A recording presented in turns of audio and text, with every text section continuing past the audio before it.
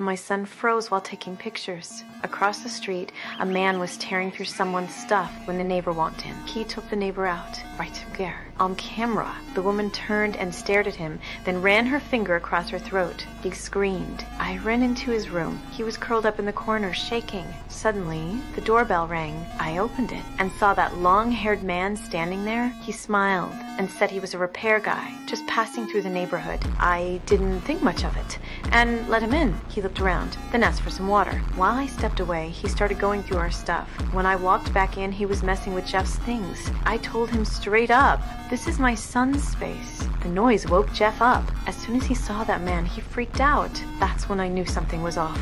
I told him to leave, but he had no intention of going. He was looking for the camera or anything related to it. The next second, he lunged at us. The whole house turned chaotic. I grabbed a lamp and smashed it over him. Then I pulled Jeff into the next room and slammed the door. It was Jeff's safe room, stone reinforced. No way he could break in, but he kept pounding on it, screaming that if we didn't hand over the camera, we wouldn't make it out alive. I stayed calm, told him the camera was in a bag. He found it, but then came back, because just deleting the main file wasn't enough. He knew there had to be a backup. I told him to back up 10 feet, left Jeff inside the safe room, and walked him to the computer. Showed him the backups, and deleted them right there. I promised not to call the cops. He seemed to believe me. He was ready to leave. But then the woman walked in and said something that shattered me. Deleting isn't enough. The boy is the evidence. The man stood still for a second, then nodded. I stood in the corner, heart sinking, then looked at my phone. I had to call for help.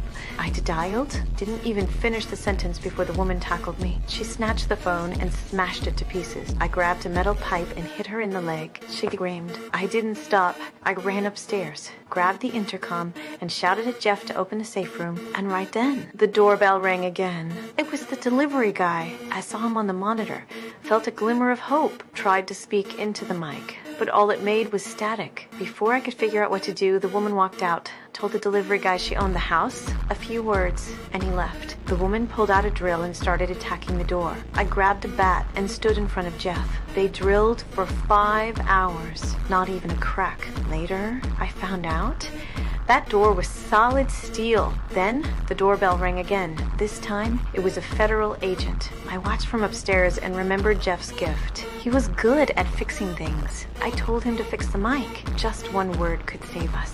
The agent asked about the noise. The long-haired man laughed and said, "My sister's got some issues. She's asleep now." The agent nodded and turned to leave.